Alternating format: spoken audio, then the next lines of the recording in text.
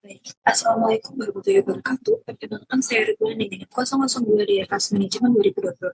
Pada video kali ini saya akan presentasikan tugas langsung praktik komputer dengan teknik aksar keuangan. Artinya saya akan menggunakan beberapa rumus yaitu PMT, Future Value, NPV, dan PRF sesuai dengan kuliah. Jadi langsung saja kita masuk ke dalam studi kasus yang pertama, saya akan menghitung cicilan pinjaman sebesar 100 juta rupiah dengan bunga 12% per tahun selama 5 tahun. Karena pembayarannya dilakukan setiap bulan, maka bunga dan periode akan saya konversi ke bulanan. Nah, fungsi PMT ini digunakan untuk mengetahui besaran angsuran tetap yang harus dibayarkan setiap bulan. Langsung saja di sini kita untuk bunga per bulannya nanti akan kita ubah menjadi per bulan, dan untuk periode ini juga nanti akan kita ubah per bulan karena pembayarannya di sini tuh menggunakan bulanan. Jadi akan kita ubah menjadi per bulan. Ini di mana saat itu masih 12 bulan, dan langsung saja kita ubah, kita bagi dan kalikan dengan 18.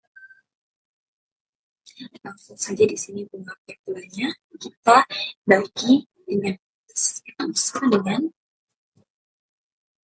kita pencet dibagi 12 langsung muncul, dan untuk total periode per bulannya berarti jangka waktu ini 5 tahun, jadi kita ubah jadi sama dengan ini dan dikali, di sini dikali kita menggunakan periode income ini dikali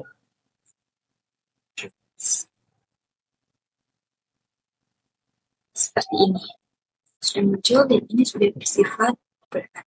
Langsung saja kita masukkan ke dalam rumus nanti sama dengan di kita masukkan bunga per bulan, koma, periode, koma, min, ini jumlah pinjamannya. Minnya sama saja ya.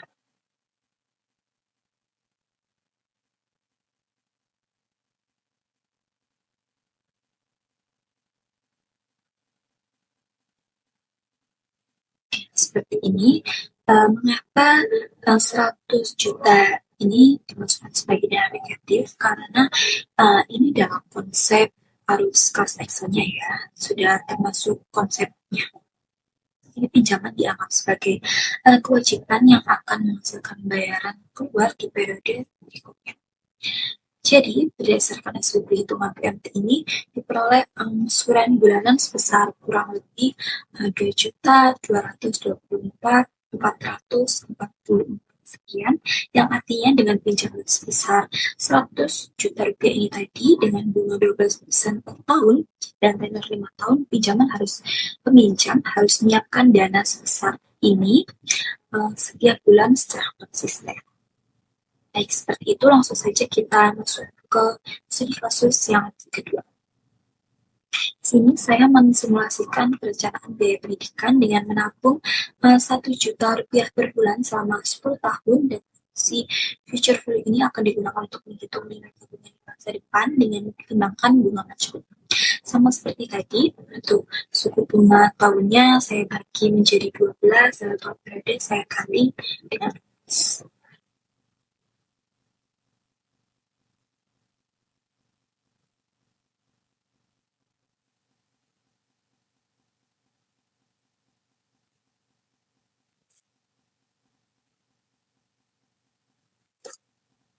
seperti ini ya hasilnya. Langsung saja kita masukkan ke perhitungan rumus.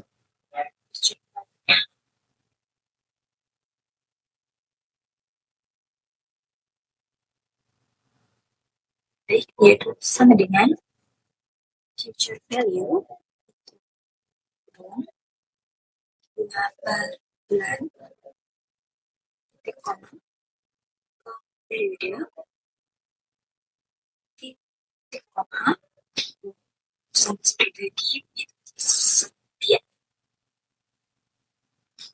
kita titik koma lagi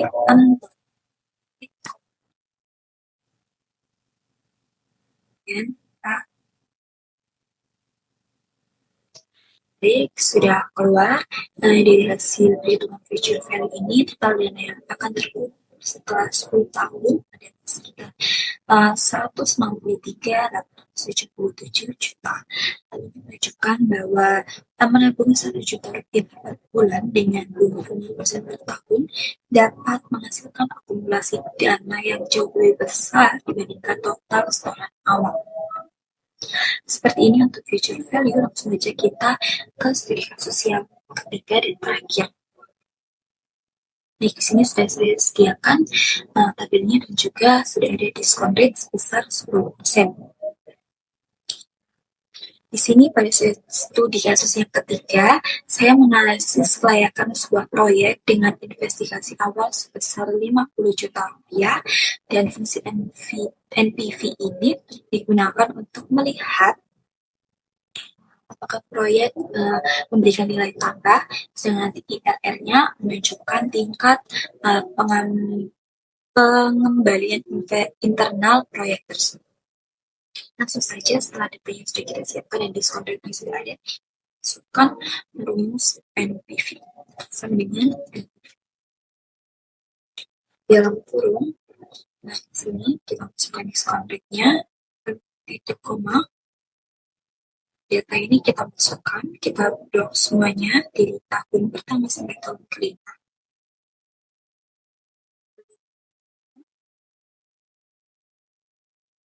Maaf, untuk kita mudahkan dengan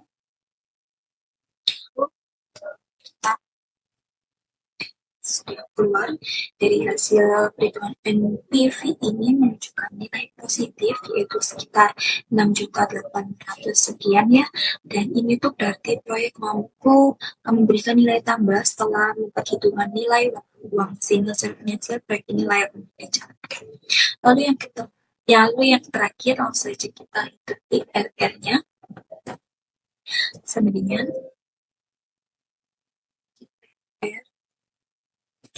kita blok semuanya dari 0 sampai 0.